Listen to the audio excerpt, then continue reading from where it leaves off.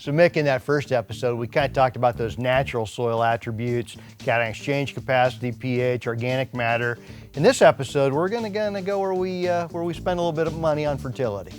You know, you think about P and K, and they're two of the top 3 nutrients needed, and certainly we've got to talk about them. Yep. And we put a lot of money investment into this. In the past, researchers have put a lot of time and effort into making sure that we're where we need to be. Sure have. So Mick Godekin is with me today as our innovation agronomist. I'm Tim Mundorf, Nutrient Management Lead with Central Valley Ag.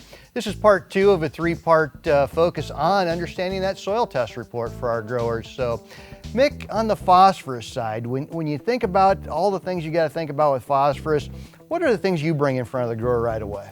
First and foremost, where are we? Yep. I mean, where do we sit? Are we low? Are we high? Are we okay? Do we need to just worry about adding phosphorus at a maintenance level? Do we need to try to build that? You know, begin with that.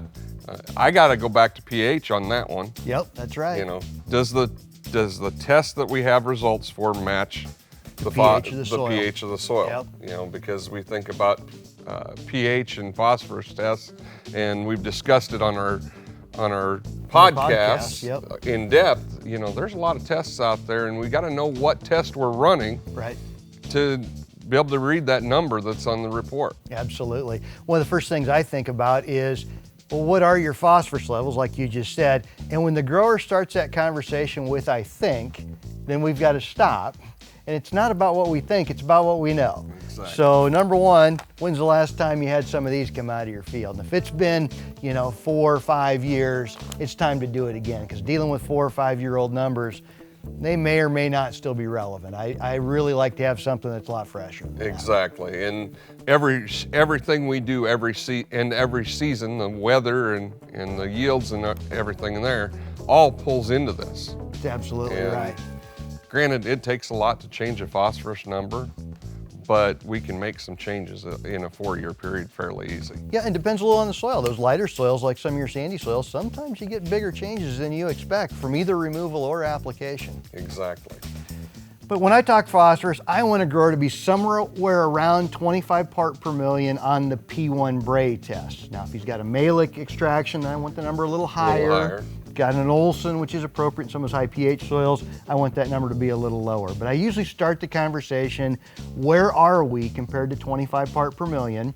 If we're below that, then we need to be adding crop removal plus some build. If we're above that, then we may not need to even add full crop removal, but I want to be somewhere around 25 part per million, and then we base that at crop removal, which is really for 200, 250 bushel corn, somewhere in that 200 pounds of maize, 250 pounds of maize. If we're working in that range, that's a good place to be.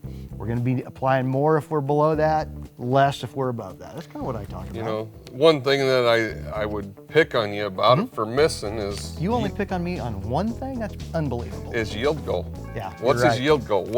What's his yield history and his yield goal? Absolutely. I mean, if he's pushing 300 bushel, is 25 part per million enough? I don't think so, personally. You're absolutely right. If he's in that 300 bushel environment and he's consistently pulling that, then we want to be more around 30 in my mind on the Bray P1. That's a really good point, and that's what we're here for. I mean, our growers need to make profit, but generally we push to profit by growing yield over time.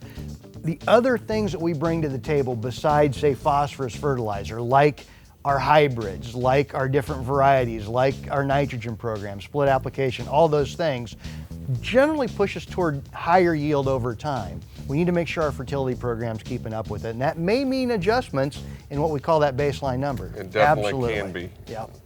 We moved to potassium, and potassium's a different animal to me. I have a lot of confidence in phosphorus in Nebraska, especially as we move west. Now, the far eastern edge, a lot of those potassium levels can be below 200 part per million, but as we move west, we've got a lot of 300 and 400 part per million potassiums, and our universities tell us we don't need any potassium at all on those soils. You know, yes, the universities say we don't need potassium, but you look at the potassium uptake curve of a corn crop, and you're reaching 11 pounds per day of potassium. In an acre of corn. In an acre of corn. Yep. That's a lot of potassium going through that root system. Are those soils capable of releasing enough potassium at that peak time period, say late June, early July time frame, of releasing enough potassium for that corn crop? That's a conversation I'll have with the grower as well. As we want a good baseline of potassium, and maybe you already have it in your soil, just by Mother Nature. But we also might want to think about supplementing the crop through the growing season. That could be a top dress, that could be something even in a starter, that could be something going through a pivot with KTS. We've got some good products that give us some flexibility in application, and that's always a conversation with the grower. It's not just about the soil test level, it's a combination of where are your soil test levels, where are your yield goals at, and what can we do through the growing season to maybe put some nutrients right there when the plant really needs them, generally late vegetative, early reproductive stages. When I plan with a grower on potassium and I say, we're gonna put some extra potassium on, I know your soil tests aren't calling for it, but if we hit a dry spell, we have it available in the soil for that plant uptake. Yep, that's a good point. And the number I shoot for when I'm talking to a grower about potassium is somewhere in that 200 to 250 part per million. If you're less than that number, I really want you to be applying quite a bit of potassium, actually over crop removal, so we can go ahead and get some build in there. And when I talk crop removal, again, depends on your yield goal a little bit, but roughly for 225 bushel corn, around 100 pounds of potassium chloride, 0060, which can give you 60 pounds of K2O. That's about right for just breaking even with what's coming off in the grain truck. That would be the number that I'd utilize also.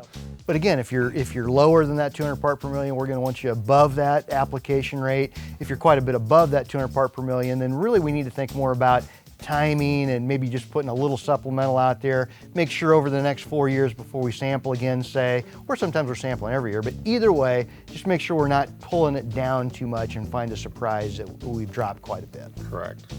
So I think we've covered phosphorus and potassium pretty well. Again, this is a 3-part series, so we'd ask our growers to come back. We'll talk about sulfur and some of the micronutrients, maybe a little bit about nitrate in our next episode of Agronomy Focus. So with Mick Godekin, I'm Tim Mundorf, and thanks for joining us today.